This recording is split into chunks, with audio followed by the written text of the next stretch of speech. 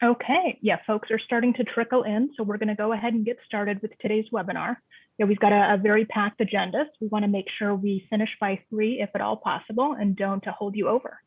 So today's webinar is about reducing the care gap, how HealthierHere's MOUD innovation projects are expanding low barrier MOUD access here in King County.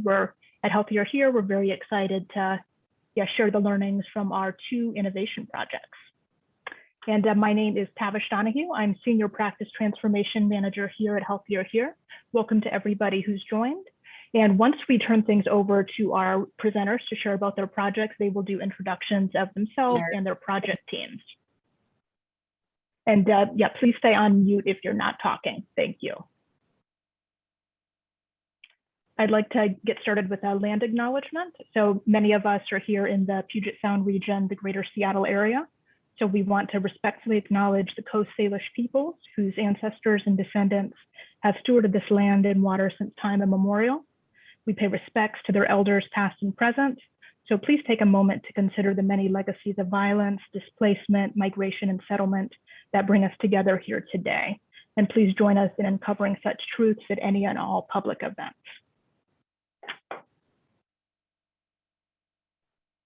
So now I'm going to move on to some quick logistics, more about Zoom, more about our goal today.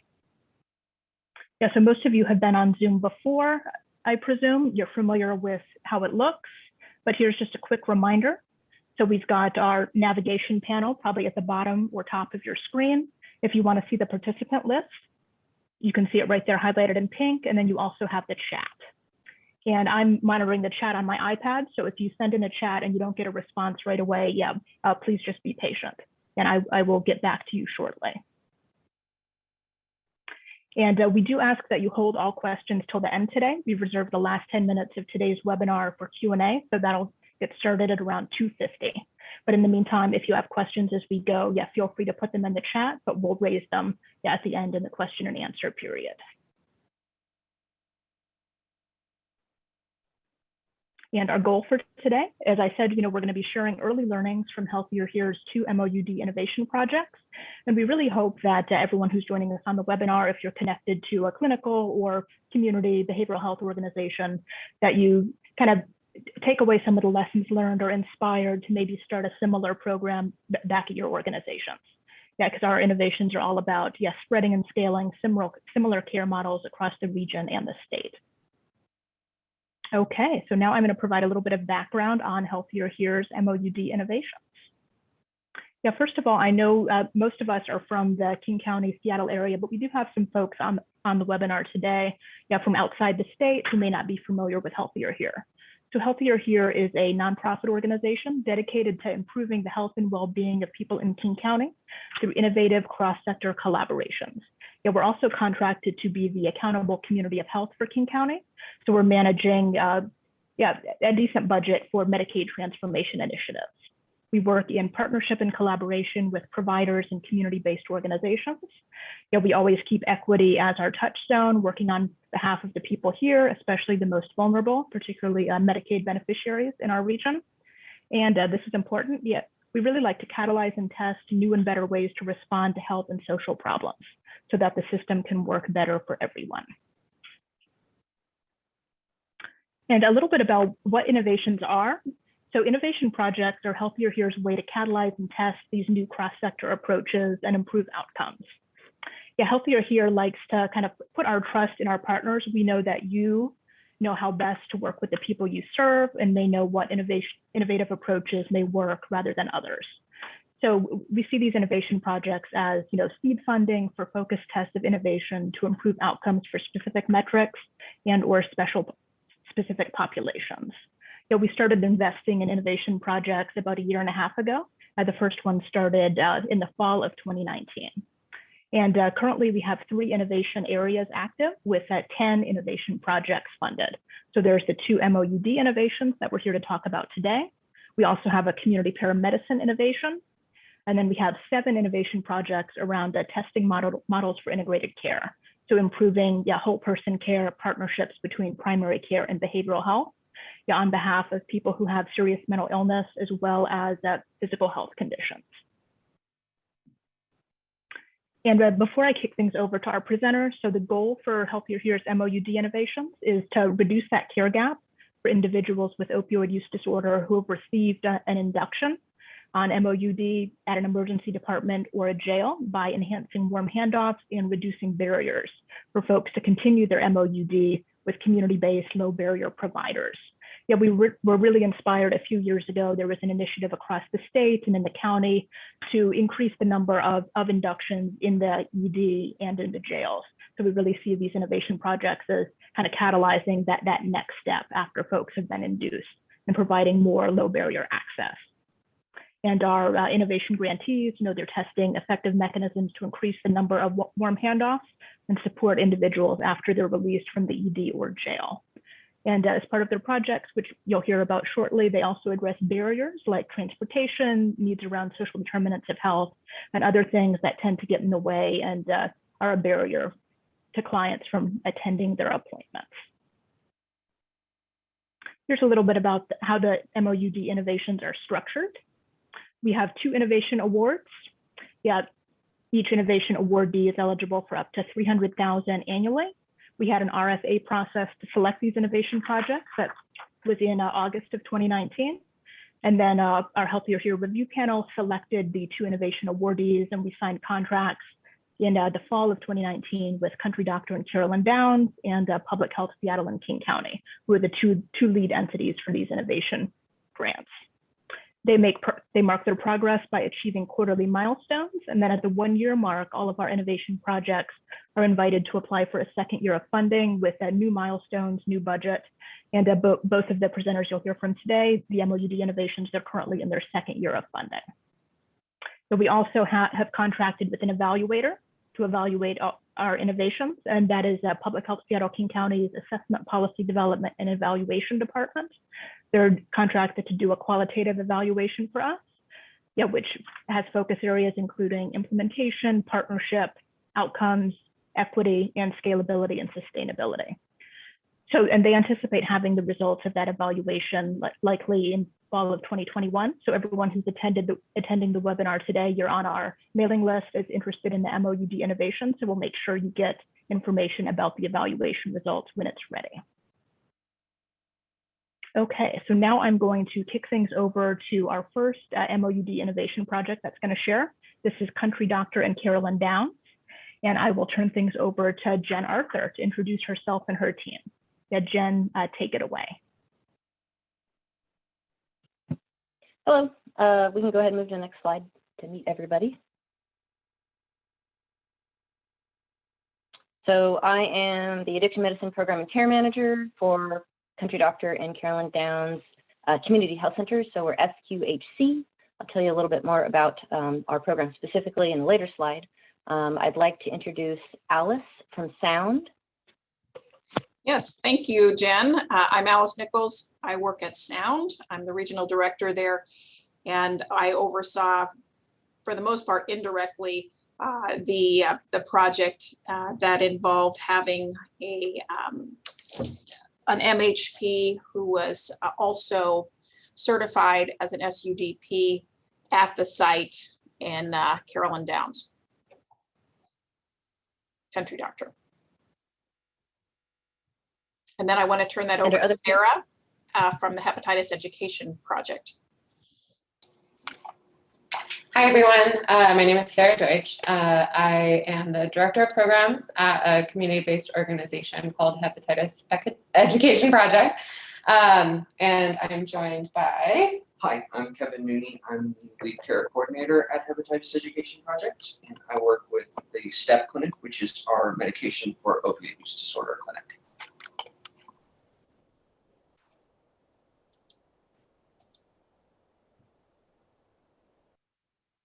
Next slide.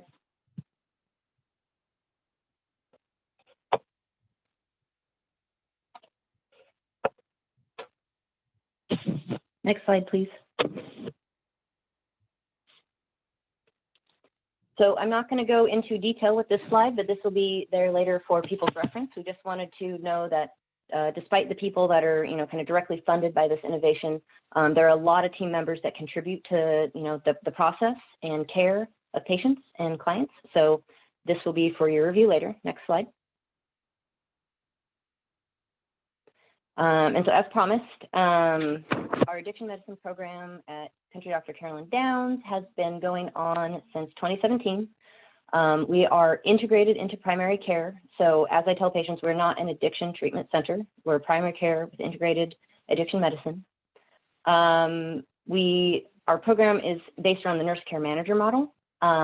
Nurses take the lead with the program, doing nurse to provider conversion visits for both intakes, especially like every intake goes with a nurse, and also with many follow-ups, especially in the beginning of treatment. We follow a low barrier meds first model, which you could have an entire webinar on, but just to be brief, rapid access to intakes, same day prescriptions. We try very hard for same day meds, helping people troubleshoot pharmacy issues. We treat OUD in people that may be using multiple substances. It's not a barrier to treat their OUD if they're using stimulants or benzos. We offer but do not require behavioral health counseling. We find that many people become interested once they get settled in treatment with MOUD, and sometimes making that a requirement can actually be a barrier to participation. We offer both scheduled and walk-in appointments. We have in-person and we have pioneered telehealth since COVID. Next slide, please. So for our innovation project, I put 3 main goals here. Develop referral relationships with the jails, local jails and emergency departments. We strategically picked partners that would work well with our location and that didn't already have really good coverage. So we reached out to King County Correctional Facility, the Kent Mailing Regional Justice Center, SCORE Jail, UW Montlake ED, Swedish and Cherry Hill EDs. The other aspect is that we expanded our nurse care manager MOUD intake availability to cover 2 evenings at our Country Doctor clinic and walk-in appointments at our Saturday after hours clinic, and also walk-in appointments at our collaboratory clinic, Seattle Step Clinic. The other aspect of this is that we really wanted to not just have a doctor in a building prescribing medication, but actually to bridge the gap from patients discharging and releasing to get them to the clinic, to the care, and to keep them engaged in care. So we have a community health worker position, patient care navigator, and behavioral health positions to support the referral and retention process. Next slide, please. So a little bit more detail about the positions, because if you want to do this project, you're going to think about what kind of positions do you want, where do you want to put the FTE, who's going to do what work. So we had our Laura Morgan, physician, reentry program director. She led all of our partnerships with the jails, working on workflows. She also led the work to figure out Medicaid coverage upon people coming out of jail the day of release. She may join us at the end if possible. Deanne Zink is also unfortunately not able to join us today, but she is our addiction medicine nurse care manager that actually staffed our evening and weekend clinics, which gets some kudos because not everyone wants to work on the evening and weekends. So she works Saturday at after hours clinic and Tuesday and Wednesday at Country Doctor. Shatrice Grimes is our reentry and substance use community health worker. And her role is super important. It's the glue, these 3 roles at the end are the glue that makes the program happen. So she hasn't been able to do outreach in jails because of COVID, but we hope that that will change. So she'll be doing outreach to clients in jails. She will be a main support for jail referrals and offering, she'll have patient appointments. She has patient appointments where she can help patients with the social determinants of health. Things like food, clothing, housing, licensing, employment, the things that really make people successful in life besides just medication. I'd love to turn it over to Alice to introduce Amanda Ross's role, and then Hep can also introduce their role. Yes, thank you. We hired a woman named Amanda Ross, who was duly credentialed as an MSW, and SUDPT. And in her case, she was able to co-locate at the clinics through Country Doctor and Carolyn Downs, and could on site provide assessments and intakes and that warm transition into longer term behavioral health services. turn it over to STEP for Hepatitis Education Project, Sarah and Kevin. Yeah, so I would speak to my role as a patient care navigator. HEP has actually been offering case management services for people with hepatitis C since 2014. And that's what I did before we started the STEP clinic, was just I provided, full-time medical case management for hepatitis C treatment. And the PCN, patient care navigator role, really kind of fosters the integration between the medication for opiate use disorder services and the broader services HEP offers, infectious disease testing, case management, et cetera, syringe service program. And then STEP is able to provide, I think, first of all, opt-out testing for hepatitis C, so we are screening most of our folks, and then able to offer case management to folks who are identified as positive.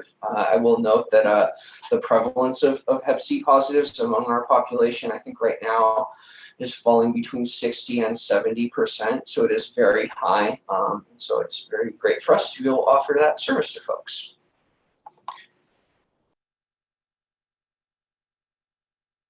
Next slide, please. So successes that we had, we can brag about. This project created the first Saturday MOUD clinic access in King County, which I'm pretty proud to announce. The EDs have been, especially Harborview, has been doing ED access to Butte, but this is the first clinic access on a Saturday. We definitely expanded, rapid access, MOUD intakes for a vulnerable population that's at very high risk for overdose. People coming out of jail specifically that have, that get the opiates out of their system and then use again are very high risk for overdose death. So we want to get those people in right away. So we offer intakes usually about 1 to 3 days, but for this population, we really, really, really focus on getting them in the day they're released from jail, the moment they show up, that they've been discharged from the ED, really to get those people from, preventing overdose death. We worked and optimized referral workflows with our project partners, the jail and EDs. As we'll talk about later, there were some challenges beyond all of our control, but we were able to hear what the referral partners needed to make the referrals work really well, to oil that machine. We heard from the EDs that they really just wanted a handout. They want something that they can just give to the patient that has all the contact info that they need. So we created a handout with our project partners that has a menu of the services offered, including walk-in appointments, scheduled appointments, different settings, the primary care, the Seattle STEP Clinic, which is not, a clinic, it's at a community-based organization. We also heard from the jail partners that they really didn't want to call and reach a voicemail. They didn't want to leave messages that, it's time sensitive. They really needed to reach somebody as quickly as possible. So we have direct lines to both of our primary care clinics, the nurse care managers that can do scheduling, and our community health worker. We now have a HIPAA compliant cell phone so that she can be a direct contact for both people in jail, releasing from jail, and also, the release planners. I will turn the next part over to Alice.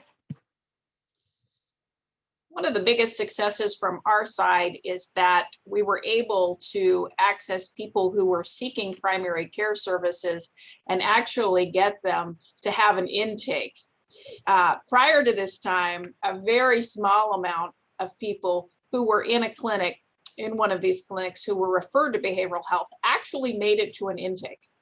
And that's because they were typically in another building, in a whole nother system. This warm handoff approach resulted in a dramatic increase in linkage to behavioral health services. The next issue I'm going to turn over to HEP, please, with Sarah and Kevin. Yeah, hey, thanks. Thanks, Alice. Yeah, I think, we're very lucky at HEP to have several staff members, including myself, who have, past lived experiences with substance use disorder, with buprenorphine, and other medication therapies. And I think, and I will say that I've had really positive feedback from our clients and participants in regard to, being able to work with somebody who has that lived experience.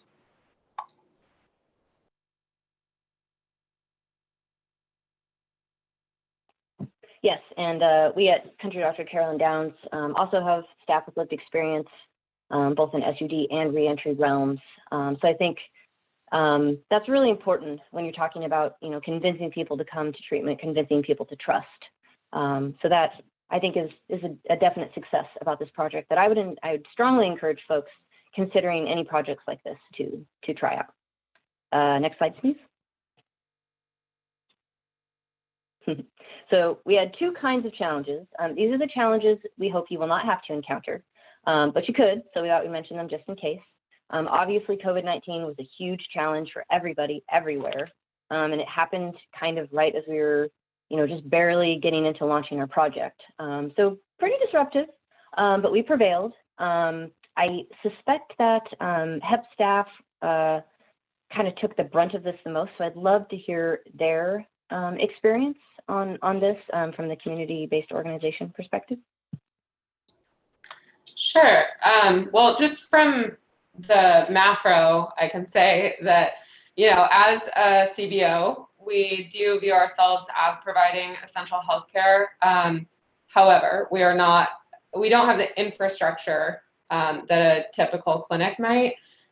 So we actually had to modify our service delivery mechanism and provided most of our services outdoors for the duration of the pandemic until very recently. And so I just feel exceptionally lucky to have the team that we have who were able to adapt in that way and really just completely reimagine what our services looked like and could look like and what the patient experience could be like. I don't know if, Kevin, you want to add more specifics? Yeah, just very briefly, I think a lot of our patient population are folks who maybe wouldn't be as successful in a traditional office-based setting. People who have a relationship built up with our providers, with our organization, often through our syringe service program, and who mostly we're interacting with because they are physically coming to our office. Sometimes just to get a cup of coffee or a glass of water or something. And I think that's one of the biggest challenges that I saw was just not having that everyday basic rapport building engagement with our clients. It did make it much more challenging to keep up retention and keep up new engagements. It was also, I think, as Jen mentioned earlier, a challenge to kind of pioneer telehealth for low barrier services. On the upside, definitely a silver lining to say that has, as we've ironed out the kinks, been, I think, huge for a lot of our clients in helping them, stay engaged with us. So silver linings where we can find them. Yeah, and I'll just throw it in too. Our jail and ED partners also had major challenges during COVID, which had a pretty substantial impact on their ability to work, to focus on making referrals to us. We know that EDs, were kind of ghost towns during COVID. People were avoiding them, and the jails just had kind of a crisis to manage, and just everybody, all of our partners, basically just had a complete reallocation of attention and resources. But we'll tell you the good stuff later. Some other organizational challenges that we went through that we hope you won't have to. Country Doctor Carolyn Downs went through, we switched from NextGen to Epic in the middle of this project. So that obviously slows everything down. Our Alice also has organizational report. After the planning period had all completed, and after we were quite committed to the project, we did get acquired by a larger organization. So that ended up confusing, I think, the project a bit and delaying some of our timelines in terms of hiring.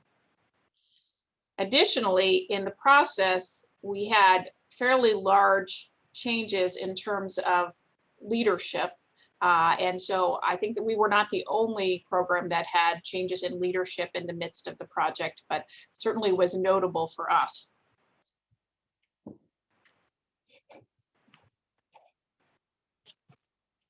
Yeah, and even the project leads, we've had changes throughout the process. Next slide, please.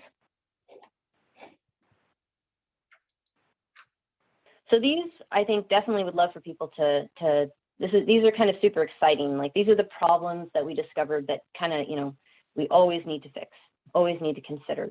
The project partner interagency coordination. So we're dealing with, a healthcare organization, a behavioral health organization, and a CBO. Totally different model, different culture. We'll go through some of our recommendations later on. But just be aware that, there's some things to figure out. And I think we went into this a little naive, and we totally made it work. But yeah, so we'll give you our recommendations on that later. I'll pass this one off to Alice, the next one. Oh, exactly. Sorry about that. Sorry for my delay there.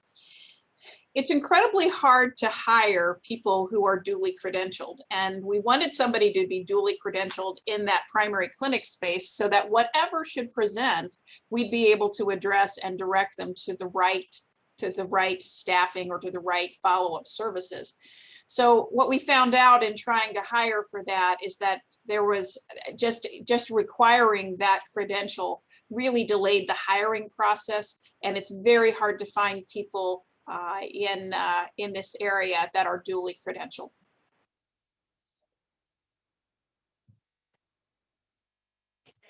And so the other big systemic challenge we found that I would love to get everybody's help on working on this is that, Washington is a leader in that our jail roster communicates with Medicaid and turns it on automatically, but it can take 24 to 48 hours, we found. So that doesn't necessarily mean when someone comes directly from jail to your clinic, at an FQHC, we can still do the appointment, but we can't get their medication covered. And that is the whole point of the appointment, is to get that medication in their body, prevent them from overdose. So our pharmacies agreed to try retro billing. We did not get any leads with retail pharmacies. They weren't really willing to deal with the pain in the butt of trying to pioneer this. So we have the whole system set up in place. The downside is that we actually haven't had any patients need to do retro rebilling. That's partly because we haven't had so many folks coming to us, during COVID, the referrals have been lowered.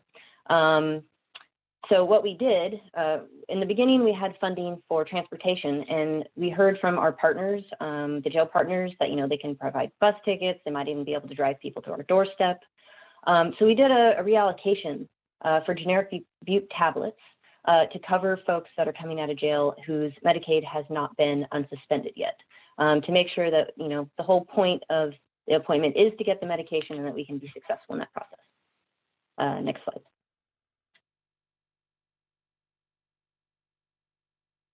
So lessons learned. Like I said, there were a lot of challenges, but I think I am so grateful for our partnership with Sound and HEP.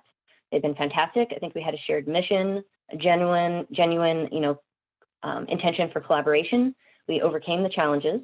We realized, about, the challenges, you're taking totally different organization models, totally different types of funding, totally different documentation systems. And it's a challenge, but we found that it was absolutely worth it. We encourage you to do it. And the reason is that, when you combine services from these different types of organizations, you provide an excellent comprehensive care that not one of us can do alone. And the additive benefit of combining these services, I think, can make the difference between patients accessing care and not accessing care. Next slide.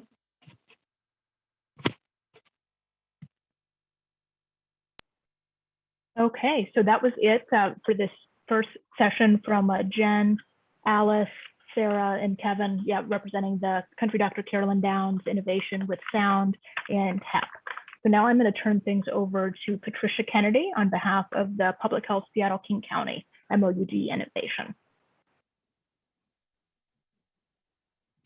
Hi. Yeah, next slide. Yeah, I just want to introduce myself. I and the two partners that were involved in this innovation. They are Public Health Seattle-King County, our public health primary care site at Navos, and then Navos, which is a member of the Multi-Care Behavioral Health Network. Both clinics are co-located at the Navos Mental Health and Wellness Center in Burien here in King County. Next. So the management team were myself, and I'm the program manager for social work and behavioral health services with Public Health Seattle King County. Miriam Mayaki, who is Navos Adult Outpatient Program Director, and Jane Simpson, who's an area manager for Public Health Seattle King County at Navos. Next slide. Ask Heather to introduce our care team.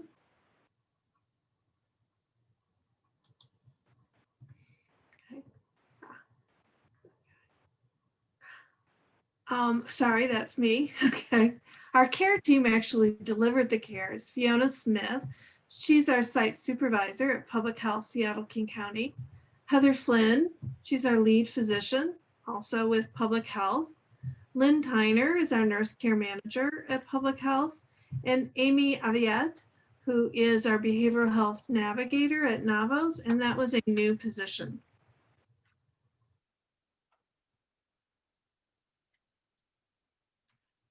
The goals of the project were basically one, to leverage this existing partnership between Navos and Public Health and the co-location of both clinics. We also wanted to leverage a successful relationship that we've had with community health services and jail health services here in King County. They're both part of Public Health. We wanted to expand access to medication for opiate use disorder for patients in South King County, and also focus, like our partners, on individuals who are starting buprenorphine either in jail health services or emergency departments, and also improve that connection between primary care and behavioral health. The funding from this innovation supported 3 positions. One, it expanded our primary care medical provider with Public Health. It also expanded our nurse care manager, another public health position. And then we added in that new role of the behavioral health navigator, a Navos position.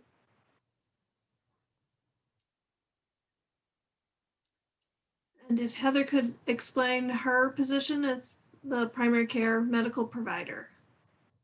Sure. So I'm happy to share a little bit about our primary care team.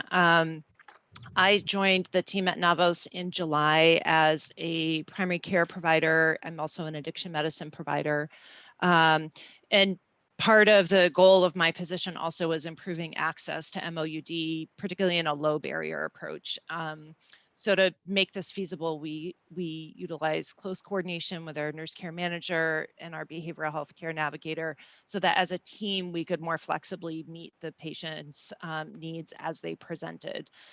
So my role is providing primary care within the clinic to our full spectrum of patients, as well as prescribing MOUD. We can go to the next slide, please. Similar to Country Doctor's model, we also utilize a nurse care manager who really is like the linchpin, like critical member of our MOUD team. She's typically the first point of contact for our patients. She helps coordinate between referral sources, particularly with jail health. She can do both independent visits and shared visits, and really just is a fantastic point of continuity for our patients, which has been really critical. And I just can't overstate how essential that role is to our program and to our patients. She also helps coordinate care with the behavioral health navigator. So the two of them really work in partnership to help engage and manage the panel of our MOUD patients. She also has other roles in the clinic, but largely works with our MOUD patients and also helps us to the extent that patients want to try to focus more broadly on their healthcare needs, not just addressing substance use. Miriam, would you like to talk a little bit about the Behavioral Health Navigator role? Thanks, Heather. Yes. So the Behavioral Health Navigator role is a new position employed by Navos, but working in an integrated way with the primary care team. The Bh Navigator supports the medical team by meeting with all new patients in MOUD and assessing their social determinant of health needs, and hopefully providing linkage to resources, assisting them in linking to those resources, as well as assisting them with linking to behavioral health services, whether that be at Navos or elsewhere in the community. Our Bh Navigator has access to both the Navos system and our EHR as a Navos employee, as well as the primary care clinical record. The Bh Navigator also liaisons with the other Navos teams, particularly our adult mental health team and our adult SUD program, as the kind of go-between to help facilitate that linkage, helping problem solve and reduce barriers for patients. They also are the connection to our patient access department. So they are, you know, Amy is our warm handoff person. She's the one holding the hand of our patients and connecting and linking to services. Next slide, please. So we found, you know, having a Navos employee and public health as an integrated team really expanded both of our understanding of each other's work. And some of it was very basic in our planning and early discussions. It was as basic as trying to understand each other's language and what an intake means on the mental health side, and what a initial appointment means on the clinic side. Why, you know, clients coming in for mental health services, the point we don't provide medication at that first service, where MOUD really is trying to connect and reduce barriers to prescriptive services. So it was just really, I think, enhanced and our understanding and appreciation of each other's roles and the barriers that our patients face as well. Next slide. The electronic health record. So we are going full circle. We initially, the Bh Navigator not documented in Navos's EHR, but they had read access only to the public health EHR.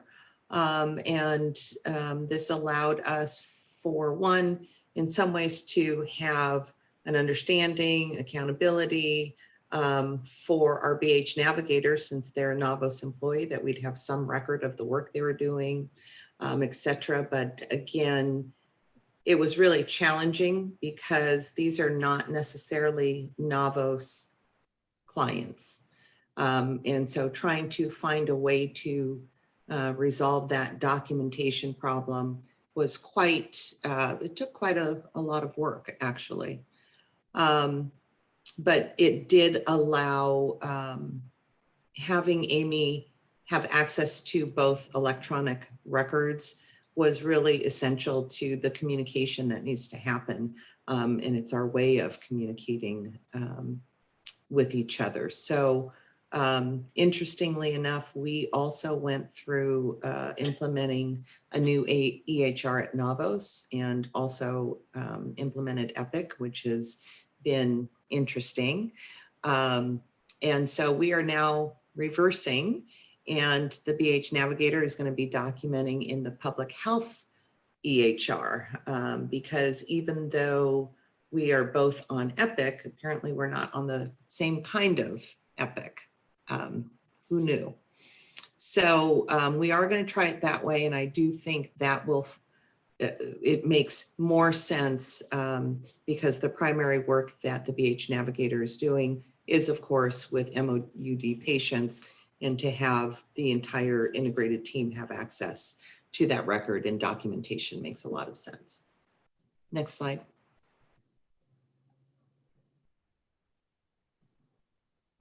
What we've learned is that this navigator is able to bring very real patient experience, both to the public health clinic side and Navos around barriers that patients and clients face in trying to access holistic services, whether that be for their healthcare, their SUD needs, their mental health needs.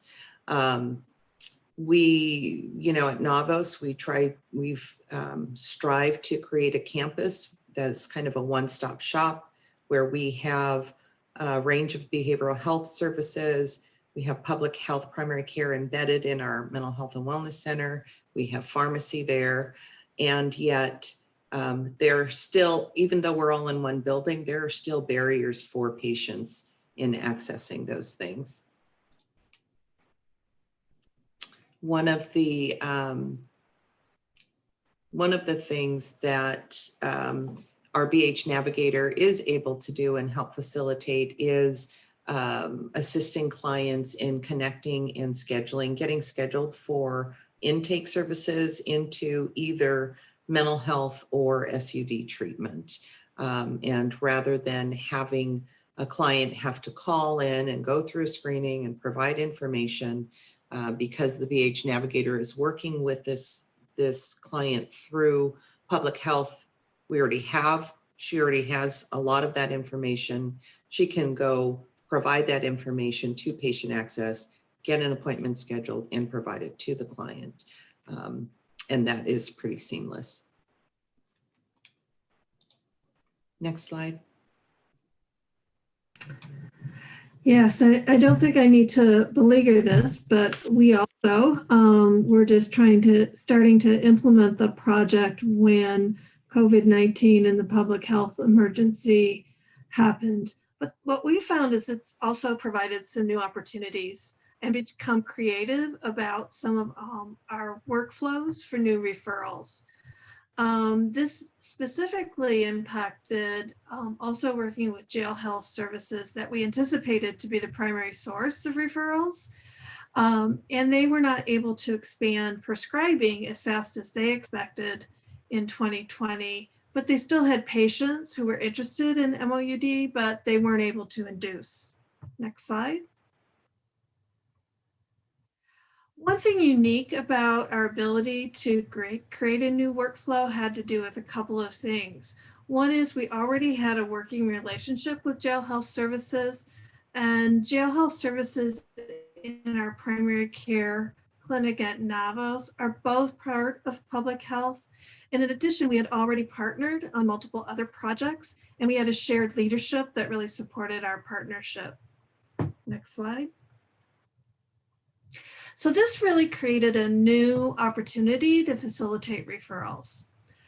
A couple of things that are also unique is jail health services and our public health clinic at Navos, they use and share the same electronic health record, the same version of Epic.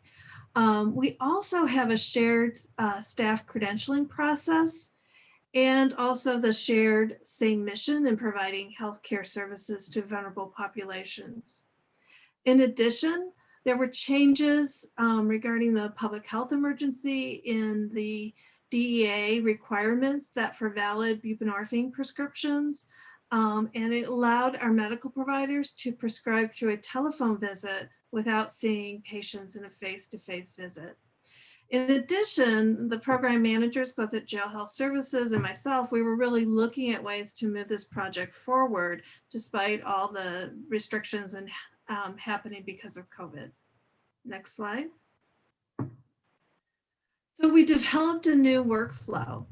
we implemented a process where the SUD specialist, which is a new position at Jail Health Services, they actually set up an initial phone visit with our outpatient medical provider while the patient is still incarcerated, so that we have the patient assessed, and the medical prescriber then can decide if it's appropriate to prescribe medication.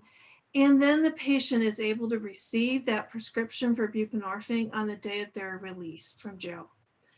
That we arrange this by on the day of release, the patient has a short follow-up face-to-face visit with the provider, because that longer initial visit with all the education is already completed. In addition, the patient can receive medications from our public health pharmacy and does not have to wait for Medicaid to be reinstated, which I said earlier can take up to 24 plus hours after release. Next slide. We were also able to expand on this opportunity with Jail Health Services, and it led to us creating another workflow between Jail Health Services, King County Drug Court, and their referrals to a residential treatment provider here in King County, Cedronar. We used a similar workflow for medication to be available at the time of release, with just a minor change. At release, a provider from Cedronar's transports the patient with the prescription to residential treatment. And then they use a local pharmacy to obtain medication, and drug court has local funds in which they pay for that first prescription. Next slide. Heather, So expand. yeah, so this I guess collaboration around jail health and Cedronar kind of helped us see another opportunity to expand some of our partnerships to improve MOUD access. And that was particularly with Cedronar. So our primary care site had already had an existing partnership with Cedronar to provide primary care services for patients there who did not have a local primary care provider. And as that relationship kind of built, they eventually approached us to ask if we could serve as the primary care provider for all of their patients who didn't have a local established PCP, including managing MOUD treatment for clients who were engaged in that kind of treatment or interested in MOUD. So we were able to utilize a combination of the nurse care manager and the behavioral health navigator to help basically offer those services and to be able to better coordinate with Cedronar. Next slide, please. So what this looks like for us is that when clients first arrive at Cedronar, they're scheduled for an intake visit with us for some of their health screenings, STI screenings, and simply to establish primary care and help clients kind of set some goals in terms of their health while they're in treatment. And when needed, or as we assess with patients, if they are interested in MOUD treatment, we can also engage them with that and start that. One of the things that we also do is we make clear to Cedronar patients that they are able to continue working with us even if they are not in treatment at Cedronar. And that has proved to be a really important safety net for many clients. So that if people are leaving a more structured treatment, they still have access to low barrier care, either for harm reduction, primary care needs, or continued MOUD treatment. And this has been a relationship that we've worked hard on both sides to develop. Our process now is that our nurse care manager, the behavioral health navigator, meets weekly with the treatment team from Cedronar to help coordinate care, treatment plans, and troubleshoot any issues that are coming up with clients. Next slide, please. So to summarize, so some of the successes of our program, certainly One was being able to improve linkages to Navos services. And as others have stated, I think for both patients and providers, navigating two different systems and organizations is challenging in any circumstance. But the benefit of a navigator couldn't have been more clear during COVID, when many of our processes were changing on a daily or weekly basis. And it really would have been very difficult for patients, I think, to be able to make those connections if we didn't have a means for communication between our two organizations, and also to just help our patients navigate changes as they were happening. We really found that having a team member who could focus on assistance with community resources was very valuable to our patients. It helped basically broaden the scope of care, and I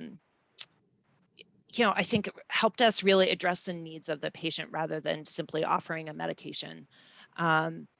And helped us understand some of the challenges that some of our patients were facing. We've been really happy to be able to develop new ways to connect with jail health services, and I think we look forward to continuing to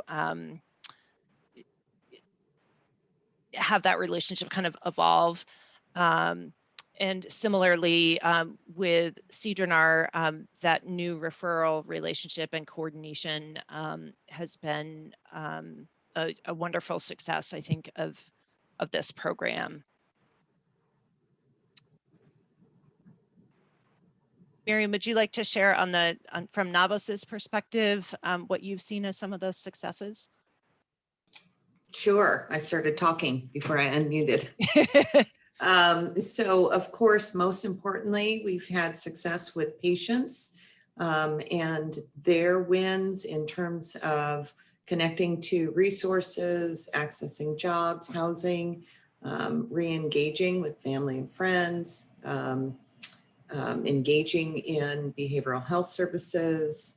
I think we've had great success in coordination of care between public health and Navos programs, and to a certain degree, CDRNR as well. There have been some cases from that, being able to, again, successfully link patients to behavioral health services where they would have faced barriers otherwise that may have been their stopping point in their motivation or interest to seek services. So really the success of having this whole person approach and integrated approach to patient care, I think is our huge success. Next slide.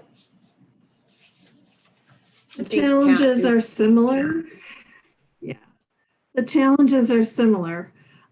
Just developing these kind of innovations and partnerships just require new or additional systems and infrastructure. The EHR issues, right? Coordination takes a lot of face-to-face care management time. We don't share an EHR. Also, it takes multiple rounds of testing and adjusting workflow to really optimize this kind of multidisciplinary team. And the development of these new roles require working together to define the scope, being nimble, able to pivot and develop as we go. As our other innovation project talked, is really developing an understanding of those roles and systems takes a lot of upfront work. Okay. Great. Next. Yeah. Okay, yeah, a big thank you to the Public Health Navos team for sharing in such great detail about your project, what's made it successful, and what those challenges were. Yeah, it looks like we're gonna push on into the 3 o'clock hour a little bit, but we will try to make it worth your time. So these next couple slides I just put together to kind of highlight where the commonalities were in terms of the successes and challenges that Country Dr. Carolyn Downs and public health experienced. So in terms of successes, yeah, what stood out were kind of building new referral relationships, optimizing current referral relationships and workflows, as well as those linkages to behavioral health. And in terms of challenges, really that interagency coordination, which is so valuable, but it does take time. You've got to develop trust. You've got to kind of learn what makes the other partner tick, especially as you're collaborating around hiring and yes, so many other issues, workflows, defining scope across teams, et cetera. And the last few slides we have today, I'll be turning it back to our program presenters. Yeah, I asked them to create slides kind of thinking in terms of their sectors, offering advice to organizations who are interested in pursuing a similar model of care. Yeah, so we'll get this started with a country doctor in Carolyn Downs, advice for primary care. Yeah, Jen, I think that's you, but it looks like Dr. Morgan has joined as well.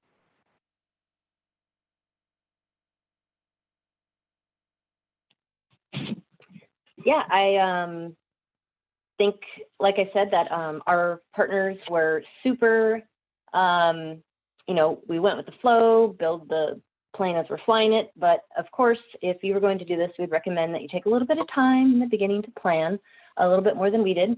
And just thinking about the differences in organizational models and culture and all these little tidbits that, you know, we figured out along the way, but it might be nice and a little easier to do it in upfront. EHR and especially documentation duplication, figuring out how to minimize that when you do have different EHR or different documentation systems. Privacy protections, you know, HIPAA, some people are under 42 CFR, some people are not. You know, people have different ways that they report to corrections or child protective services. For instance, what do you do if you have a pregnant woman who's actively using heroin? Some agencies may have different ideas on how you approach that. Financial and geographical eligibility. You know, some folks have sliding scale. Some people can take private insurance. Some people can only take Medicaid.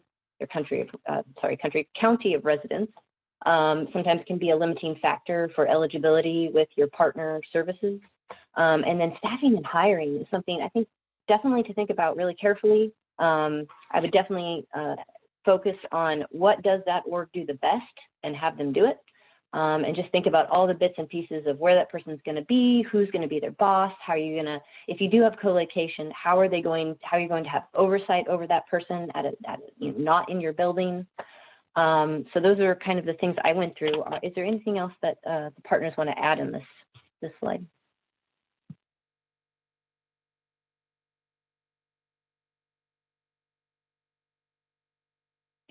I'll take that as a no because I did get their input on this. So we'll go ahead and move forward. Thank you.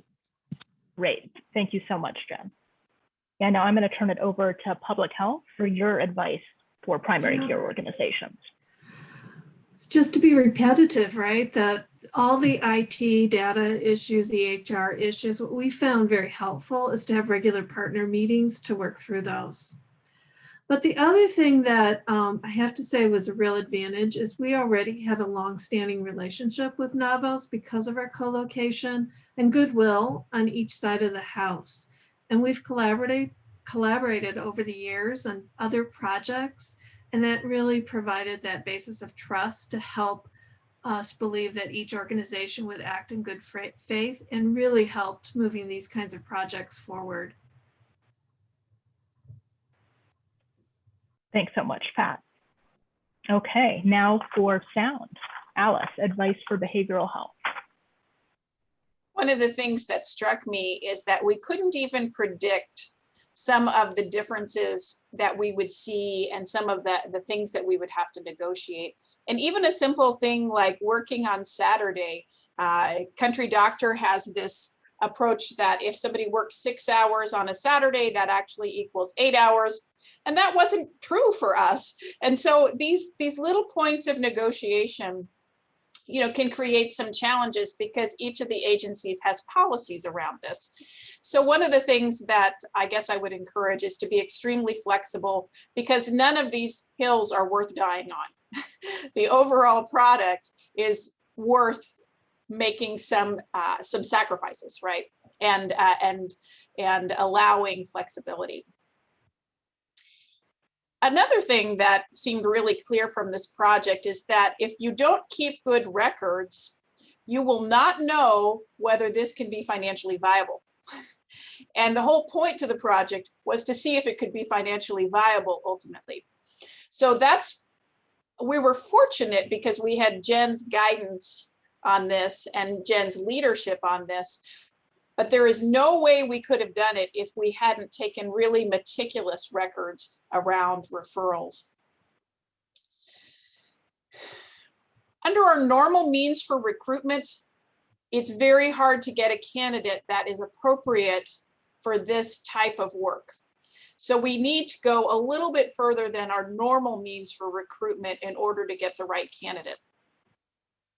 And additionally, and we weren't successful on this, and ultimately we lost our person due to salary, but I would say that my lesson learned is if there is any way to get an enhanced salary for somebody with this particular set of qualifications, it would be well worth it. So those are my take-home messages. Wonderful. Thank you so much, Alice. Yeah, on a similar note, I'll turn things over to Miriam to speak about advice for behavioral health from the Navos perspective. Yeah, I think it's very similar to what has been said. Not only organizationally was there trust and a relationship developed between Navos and public health of Seattle-King County, but that also had to extend to the operations side, because the Bh Navigator really is working primarily with the public health clinic supervisor and public health program manager. They are really directing the work of the Bh Navigator overall and on a day-to-day basis. So that requires further trust. In hiring the Bh Navigator, we had a lot of discussion ahead of time around the job and the qualifications and the details of what they would be doing and what kind of background and education would be most suited to that, as well as a lot of discussion around procedures and documentations and tracking outcomes, et cetera. So it's worth time spent doing that ahead of time, and there's a lot of tweaks that will need to occur afterwards as well. You know, it would be wonderful to find a way to bill directly for this type of position. It's a position that, you know, on the mental health side, we can't bill for. The public health side, they can. The clinic side, they can't bill for.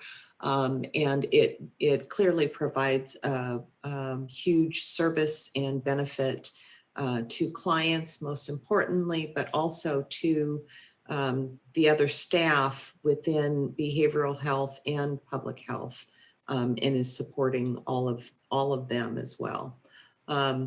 If there could be some standardized training to develop this workforce in particular, the Bh Navigator has to know a lot, at least a little, but a lot about a lot of different systems.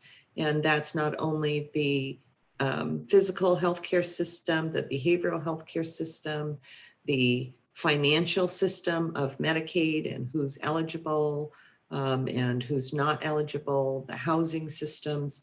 And so, you know, there is work and there are programs that have this kind of function. And so to create some sort of workforce development and training would really be nice, so that each person doesn't have to start from scratch and find their way. Thank you so much, Miriam.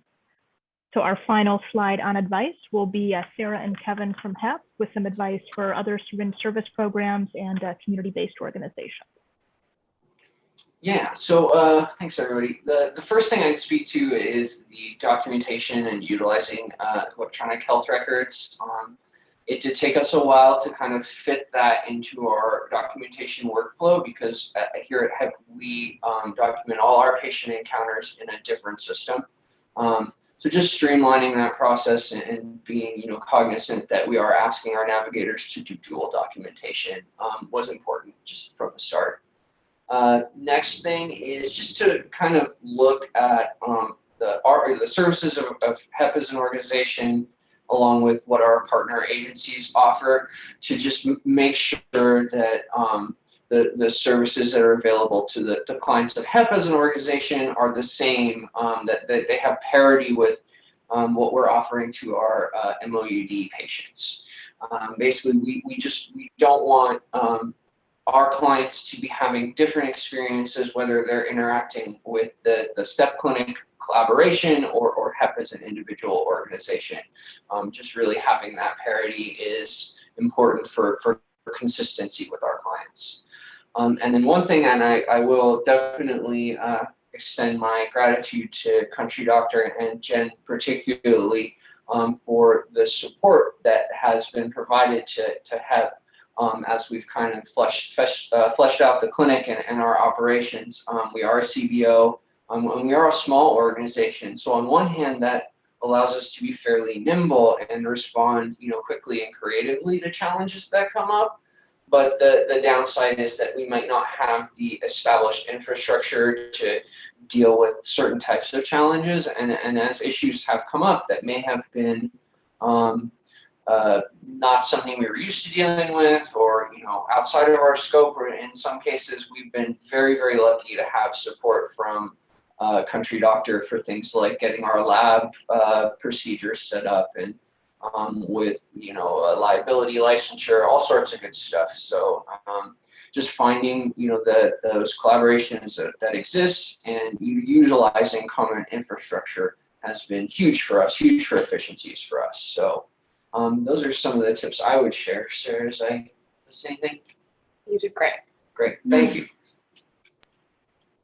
Wonderful. Thank you so much to the HEP team and to all our presenters today. So now we're going to move on to question and answer. So if you have any questions, feel free to unmute yourselves, ask the question. You can raise your hand, and then I'll let you know when to unmute, or you can put it in the chat. And we've actually already got a question in the chat from Marge Tully. Could both programs comment on the number of people served? So public health, do you want to take this one first? Pat? Great, I didn't prepare that. I would say that at a ballpark is fine. Yeah, our goal was 100 patients in our first year, and definitely we served close to around 80.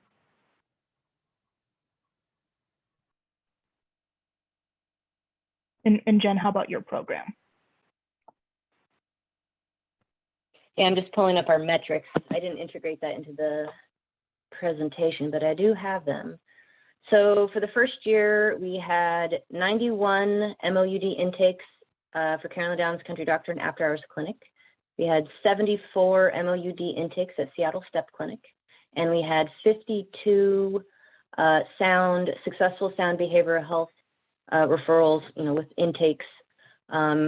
52, and that's actually only over 4 or 5 months, because we only had that position filled for about a little over 5 months. So she was extremely productive in that short period of time that we had that position staffed.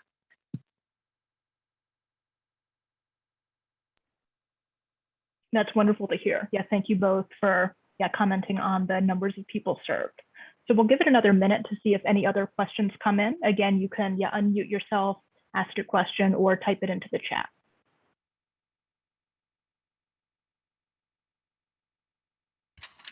This is Nance Kim Singh, CHI Franciscan. I just, no question. I just wanted to commend the two presenters or three presenters there about a few things. The extended hours and linkage to behavioral health services, that is so important, because before you can get to that, you have to analyze what are your needs. And so kudos for analyzing what you need. And then the direct phone lines to the nurse care manager, it is important. If I have a behavioral health emotional question and I can't get to them right away, I will be frustrated. The challenges I share with you is the same thing with EHR, the merger We just merged with, or we just got affiliated with Virginia Mason, and we're happy about that affiliation. However, our leadership, all our leadership, I think they are also faced with challenges, but I can say that they are supportive of everything that we do. They just have to have a deeper understanding of the outcomes. And of course, we just have to train the people who are going to be in this role so that they'll be confident, right? I like the fact that you are doing I think it's the public health weekly team meetings, because it's already challenging to start the treatment, more so with where do they follow up? And that's what we're facing right now. I think both the programs, or all the presenters, had a good understanding of the gap in care, because you persistently and resiliently found a solution to take care of your patients, and you got the right people in the right bus. Good to great. All right. Thank you. Thank you so much, Nance. Okay, any other questions? Yeah, we'll give it another moment and then we can wrap up.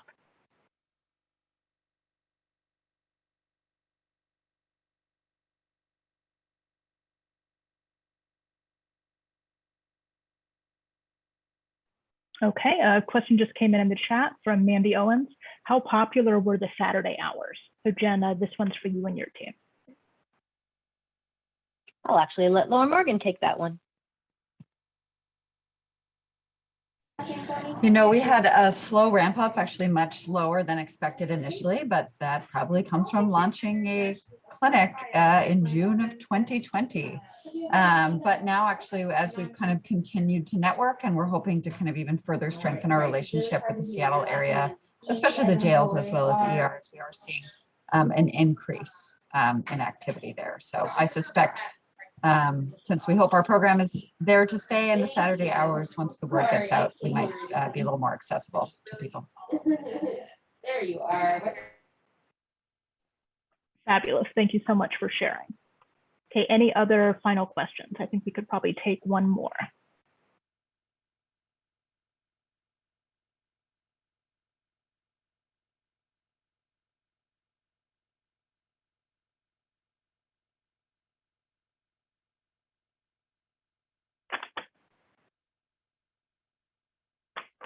Last kudos for me before you say anything.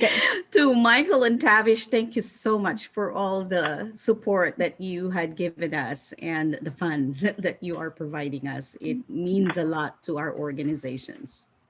Yeah, our pleasure. And I should mention that Nance at CHI, they're part of one of the testing models for integrated care innovations. So Nance, a similar webinar is, yeah, in your future. Yes. Okay, so I think we can move on. So I'll be sending out the slides, and they will include contact information in case any questions come up later for me, as well as our lead presenters from Country Dr. Carolyn Downs and Public Health. And then I just want to close with a big thank you to all of our presenters today. I know it wasn't easy to kind of work in, you know, preparing slides, working on the webinar on top of everything else. Yeah, you're already doing. Yeah, it's busy. You know, primary care, behavioral health, and CBO providers at this crazy COVID time. So yeah, we sincerely appreciate all your efforts to share the information with our partners.